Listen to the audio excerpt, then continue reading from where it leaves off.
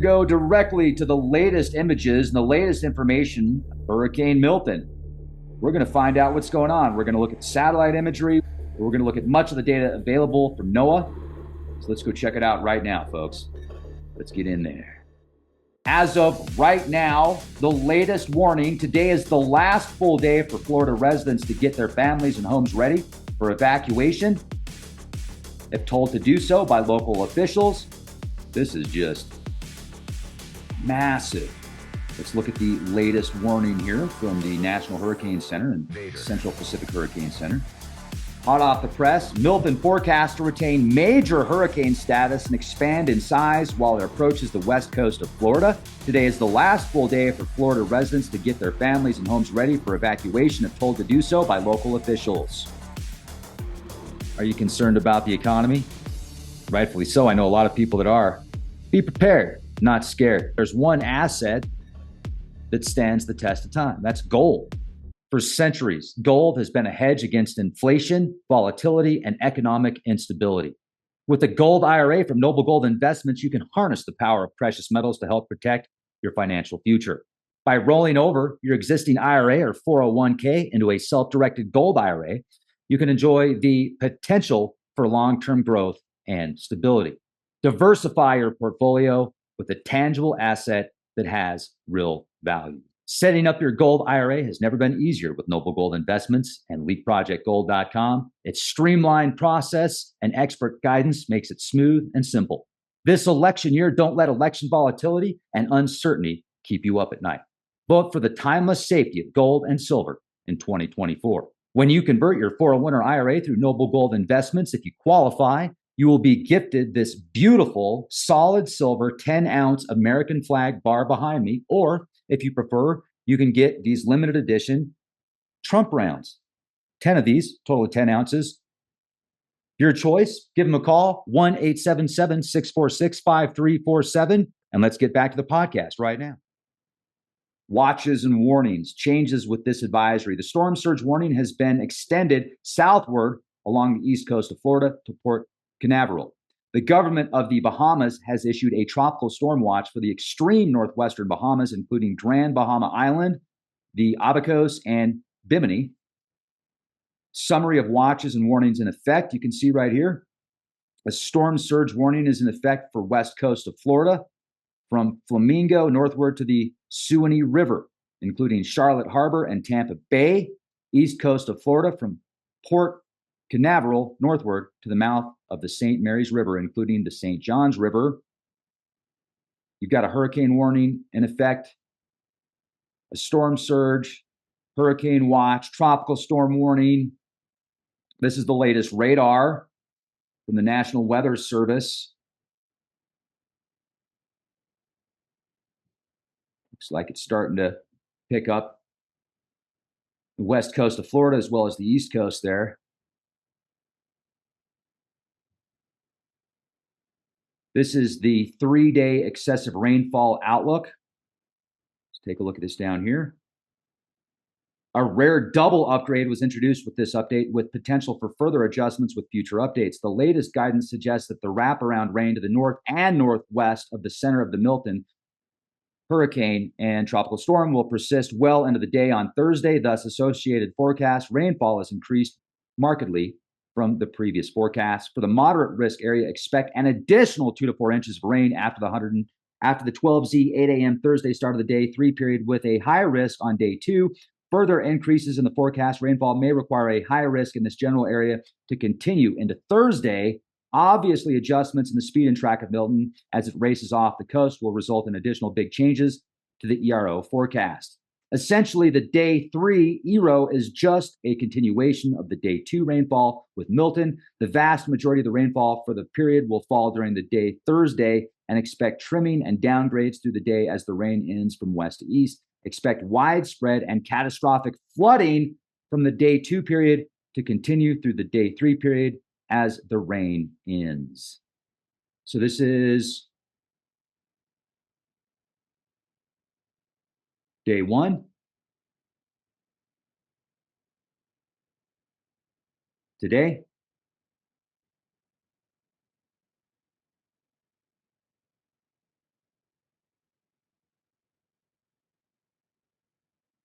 Day 2. Ooh, that looks bad. Look at that. Look at how much of Florida is going to be under at least 70% risk of rainfall exceeding flash flood guidance. And then how much is going to be at 40%, even at 5%. Jeez. Let's see what day 3 is going to look like, according to the outlook here. It does look like it'll calm down a little bit on this chart for day 3. Day 2 looks like it's going to be the most intense. Okay, so we've got Milton. We've got a disturbance, 20% chance of a cyclone formation east of Florida in the southwestern Atlantic. And then Tropical Storm Leslie.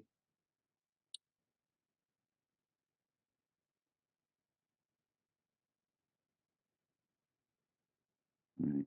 Here's the wind speed probabilities.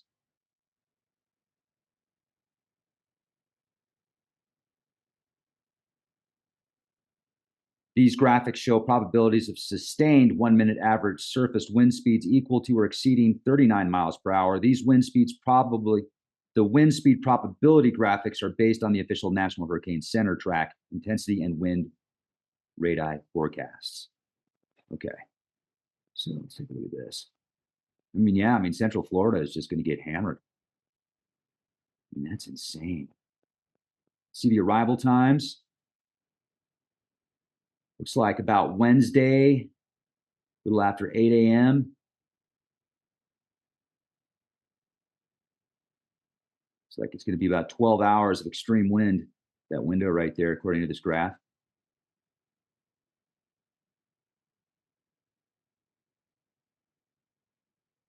Let's take a look at the warning cone.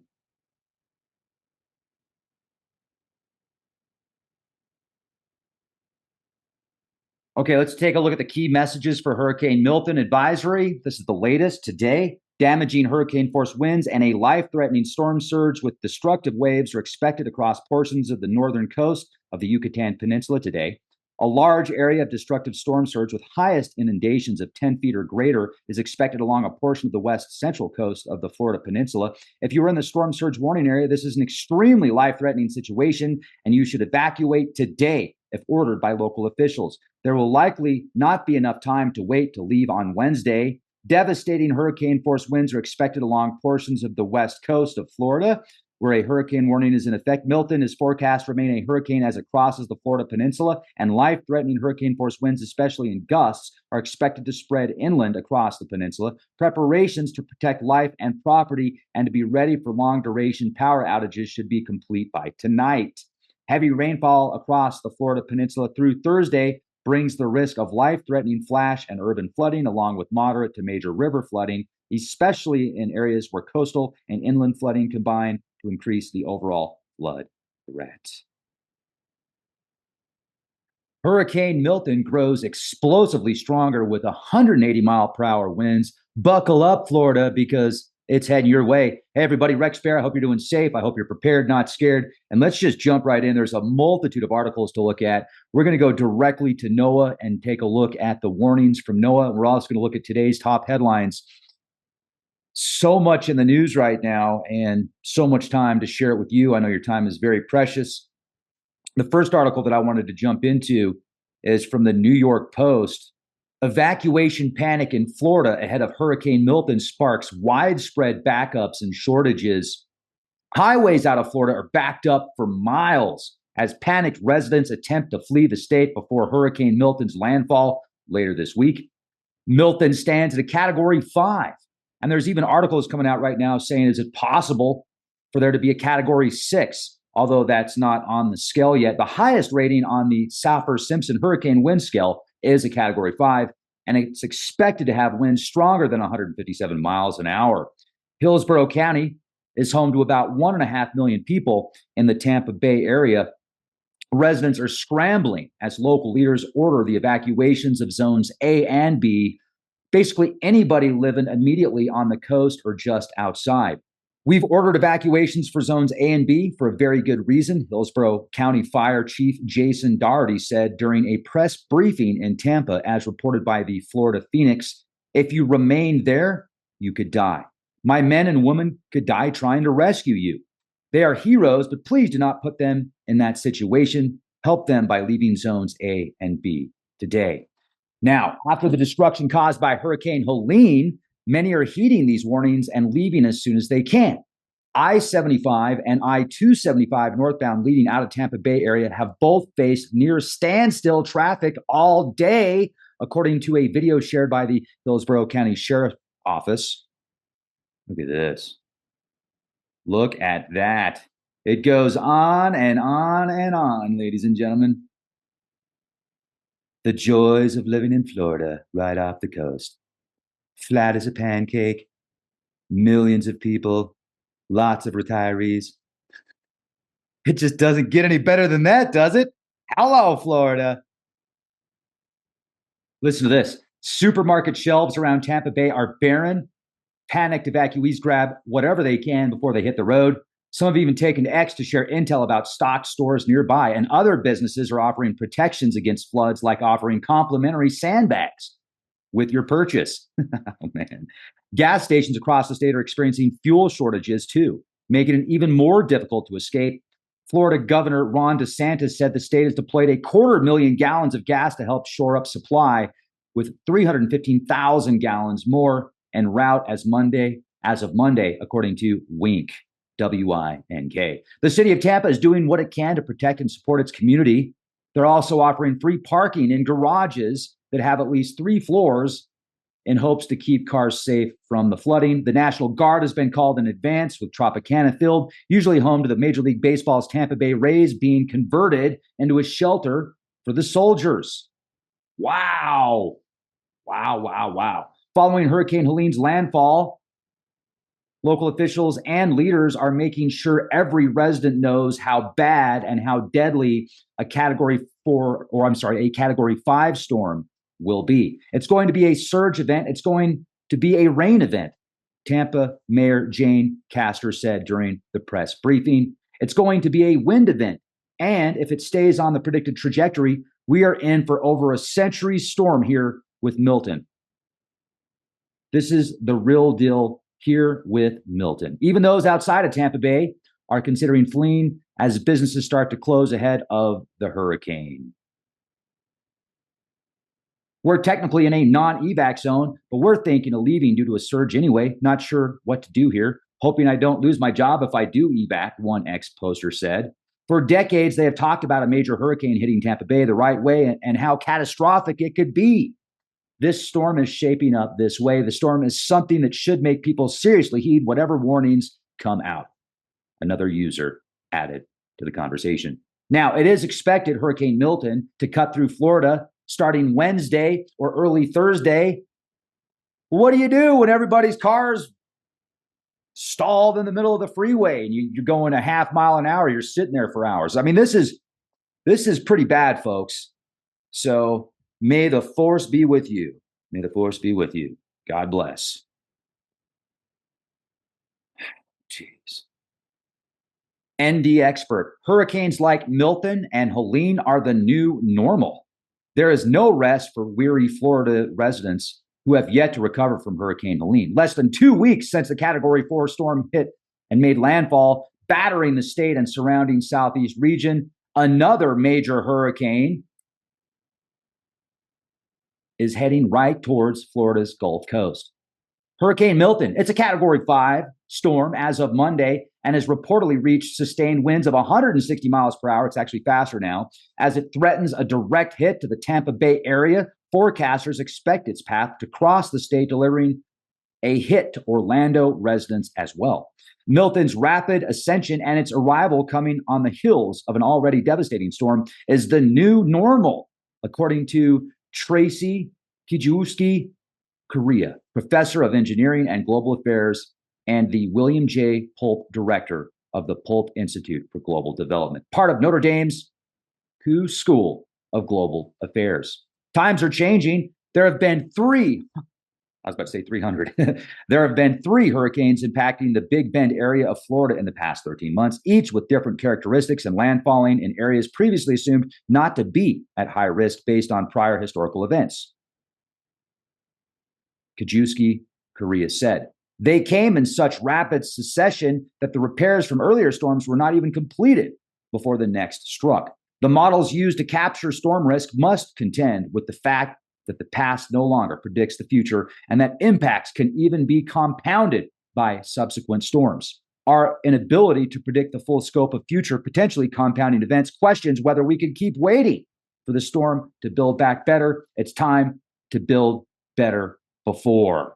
An expert on disaster risk reduction, civil infrastructure, and housing, and director of the National Science Foundation supported structural extreme events reconnaissance STEER network, Kajewski, Korea, was recently part of the study team that authored a National Academies report on compounding disasters in Gulf Coast communities. I'm going to want to read that. I'll save that for later. Increasingly, residents in those communities barely have time to document their losses between storms. Housing continues to be our greatest vulnerability.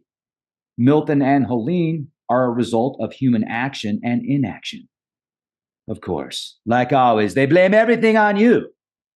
But it's not the MFers' fault. The money funders are the ones that want to save the world. They want equality, and they want to fly around the world and tell you how you should walk everywhere you go, because if you drive your car, the emissions from your cars and your refrigerators and your air conditioning is way too much for the world, ladies and gentlemen. Just let the MFers fly around in their private jets and tell you that the world needs more equality. That totally makes sense, right? But it's your fault that Hurricane Milton happened. It's your fault. Has nothing to do with the sun or everything else that's going on. It's your fault. Okay, I'm being facetious, but that's kind of how they make it seem, right? When you read some of these articles. I'm digressing. Let's get back. There are no natural disasters, Kajewski, Korea said. Natural hazards become disasters as the result of human actions. Oh, I'll bet you I know who pays this person. Helene reiterates the importance of heeding warnings despite prior storm experiences. The failure to do so cost many lives. Both coastal storm surge in Florida and interior Appalachian flooding from Helene were predicted well in advance. Now, look, I understand partially, I agree partially with what this person is saying. And obviously this is all my opinion. So, you can take it or you can let it out like a fart in the wind. But it's interesting if we could find some balance, right? If everybody would quit pointing fingers at each other saying it's your fault, no, it's your fault, no, it's your fault, no, it's their fault. Why don't we all work together and say, hey, it is what it is. We're in this together. So buckle up, Buttercup, and let's get something done. Let's be the change we want to see, and let's quit talking about it. Let's do something about it. Because politicians, what do? They like to talk. They talk about it. It's like, what are you going to do about it today? We're going to talk about it. What are you going to do about it tomorrow? We're going to talk about it. What about next week? We're going to talk about it, because that's what we do. We talk about it. We look really important as we talk about it. Meanwhile, it takes real people to go save other real people during catastrophes like Helene that just happened. And I don't even need to get into the charades that you can read on the mainstream media. Like all over the mainstream news are stories of real people attempting to go help real people, but they're being blocked by the alleged experts or those that are like there to, like the groups and organizations that get paid exuberant amounts of money. Anyway, whole other podcast, folks. Whole other podcast. Be prepared, not scared. Be a real person. How about that? Yeah, be a real person. If you want. I mean, it's not for everybody, right? Like some people aren't into being real people because whatever. Let's go to the next one. This mountain hamlet hit by Helene flooding preps for a winter without power. NPR.org. Fewer than 300 people live in this tiny mountain hamlet, but their ties to this place are deep. I'm a fifth-generation settler child, says Misty Hughes. My great-grandfather was the first white settler amongst the Indians here. The community sits along the beautiful Nolichucky River, popular for its whitewater rafting. When it rose up violently, Hughes' home survived, but her aunt and uncle's place did not. They ran out with the clothes on their back, and they're both in their late 70s, she said. Tropical Storm Helene tore up much of the infrastructure that supplies Western North Carolina with water and electricity. Restoring it has been slow going, especially in the most isolated areas like Poplar, which sits atop a winding forest road.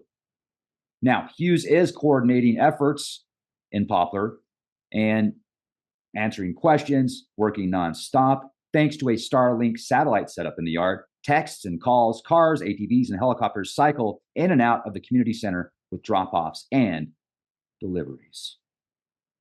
Let's take a look at this place real quick. Now, the 1910 home of Poplar resident Patrick Tops stood on this spot before it was swept away by Tropical Storm Helene's floodwaters. The only things standing are his metal sculpture and the black railings he built for the front porch steps. That sucks, man. That sucks. Most people here are seniors, and she's worried about them. They're sticking with it. It's not the first time they sit in the dark. That's a quote, she laughs. So they're going to rough it. The last estimate Hughes got was that the hamlet may face up to 5 months without electricity, phone lines, or internet. Given that stark possibility, she's now scouting for propane and kerosene heaters to see people through the cold, dark winter ahead. These elderly that once used wood stoves have aged to the point they're unable to supply that need for themselves, she said.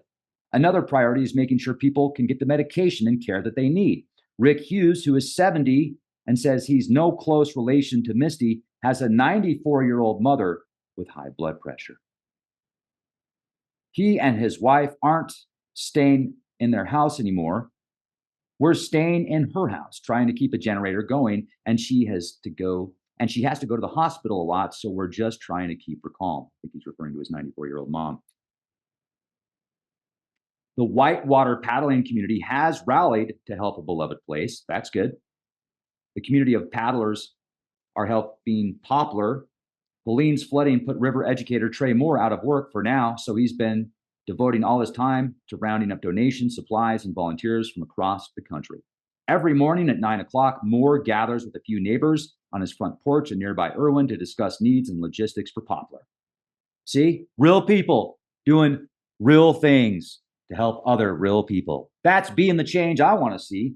I hope you're being the change you want to see. Next article. This is something I was talking about the other day about these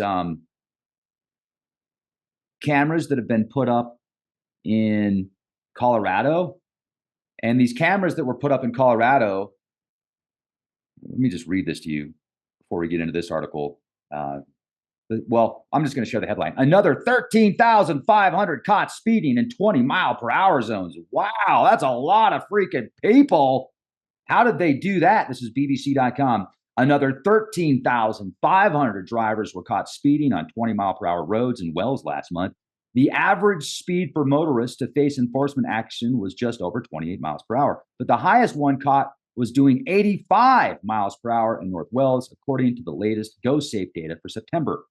Approximately 43% of motorists who are caught attend speed awareness courses. Nearly 25,000 vehicles were monitored in September, and 95% were found to be driving at 25 miles per hour or less, which means they will not face action. Look at this. I'm going to show you the chart.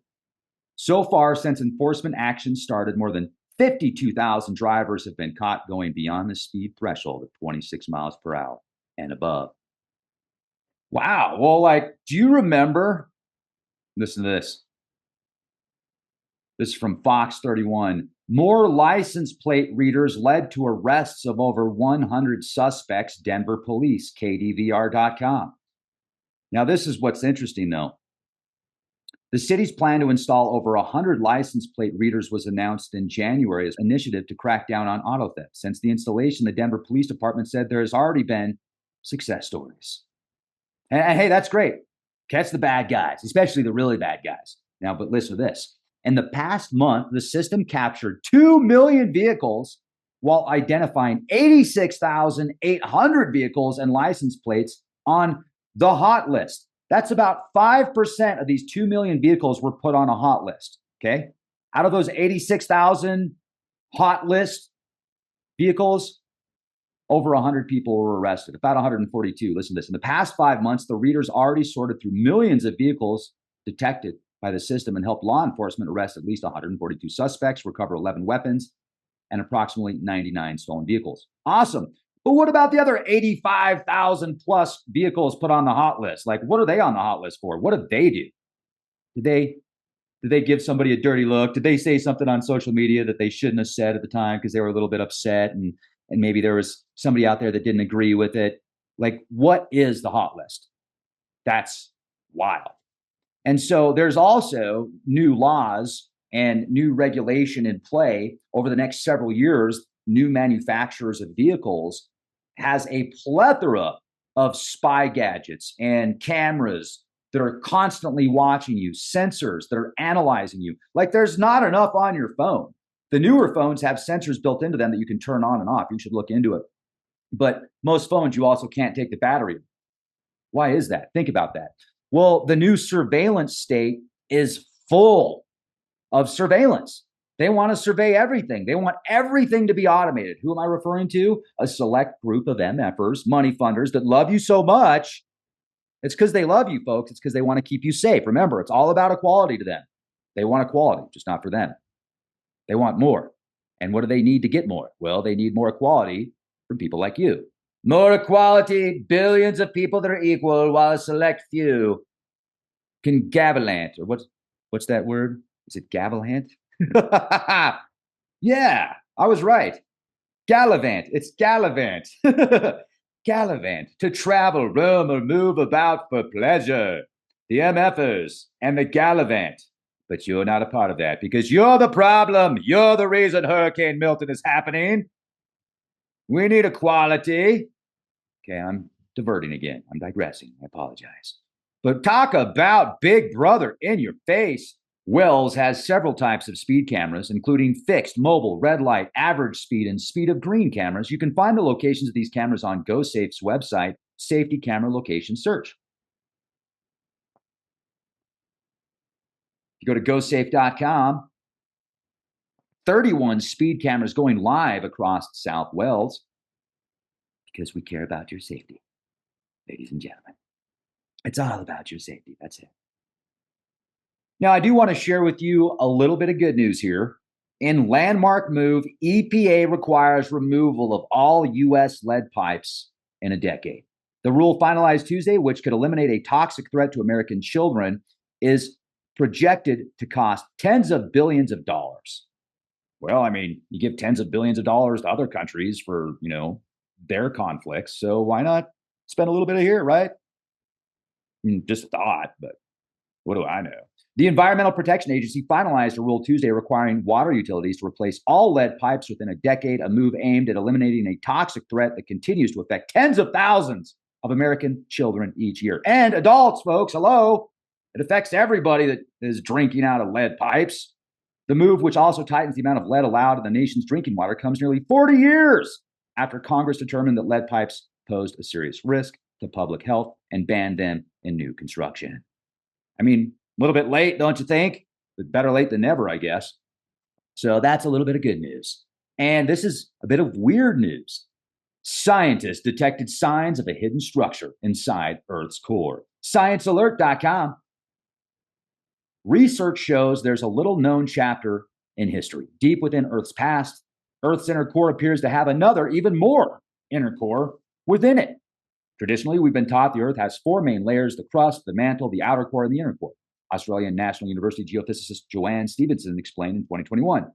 Now, with that said, a few years ago, Stevenson and colleagues found evidence Earth's inner core may actually have two distinct layers. It's very exciting and might mean we have to rewrite the textbooks, Stevenson explained at the time. The team used a search algorithm to trawl through and match thousands of models of the inner core with observed data across many decades about how long seismic waves take to travel through Earth, gathered by the International Seismological Center.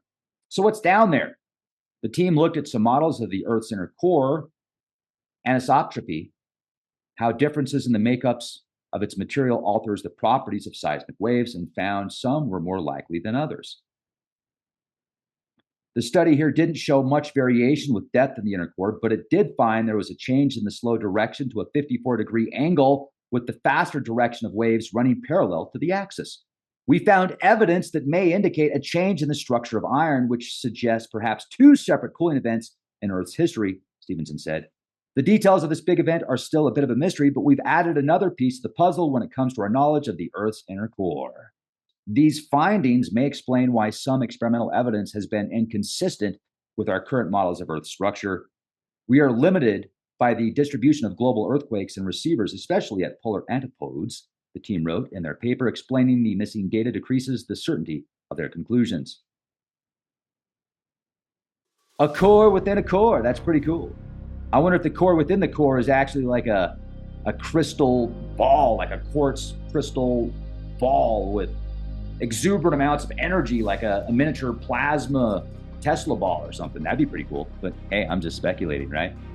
So lots of news on the horizon. We've got some great podcasts on our website, leapproject.com. You're not going to find anywhere else. Like 8 years worth of interviews, incredible guests, long format interviews, only available at leapproject.com and our Patreon page. We have exclusive content on our Patreon page. We're also on Rumble.